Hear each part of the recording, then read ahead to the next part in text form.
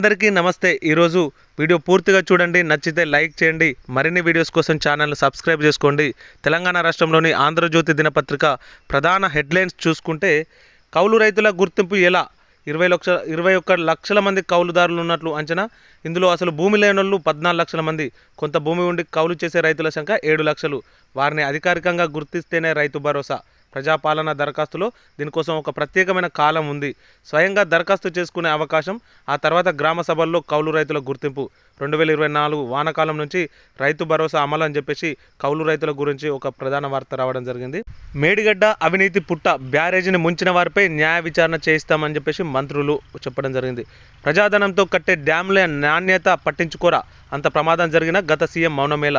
1000 కోట్ల మోటార్లకు 4000 కోట్లు కేటాయించారు. బీఆర్ఎస్ ప్రభుత్వ పాపాలు, రాష్ట్ర ప్రజలకు శాపాలు. కాళేశ్వరం కంటే ప్రాణహిత చేవెళ్ల ప్రాజెక్టు ఉత్తమం. రాజకీయ లబ్ధి కోసమే మార్చి వ్యయాన్ని పెంచేశారు. అన్నారం, సుందిళ్ల కూడా ప్రమాదంలో ఉన్నాయి.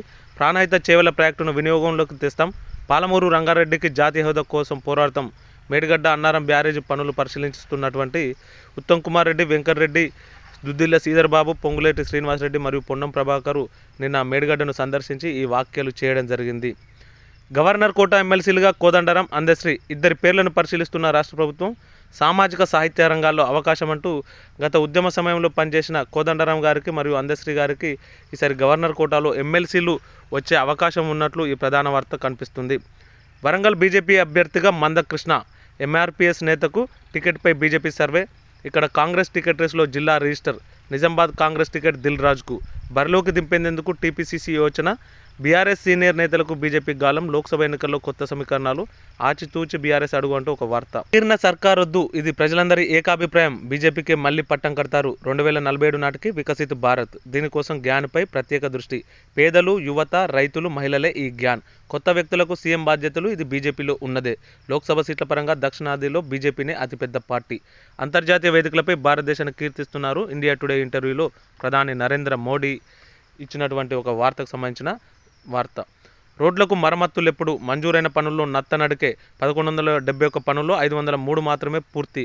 టెండర్ దశలోనే 143 పనులు. కాంట్రాక్టర్లకు 630 కోట్ల బకాయిలని చెప్పేసి రోడ్ల నిర్మాణానికి సంబంధించిన వార్త. ఉల్ఫాతో శాంతి ఒప్పందం. త్రైపాక్షిక ఒప్పందంపై 16 మంది ఉల్ఫా ప్రతినిధులు, పౌర సమాజానికి చెందిన 13 మంది సంతకాలు.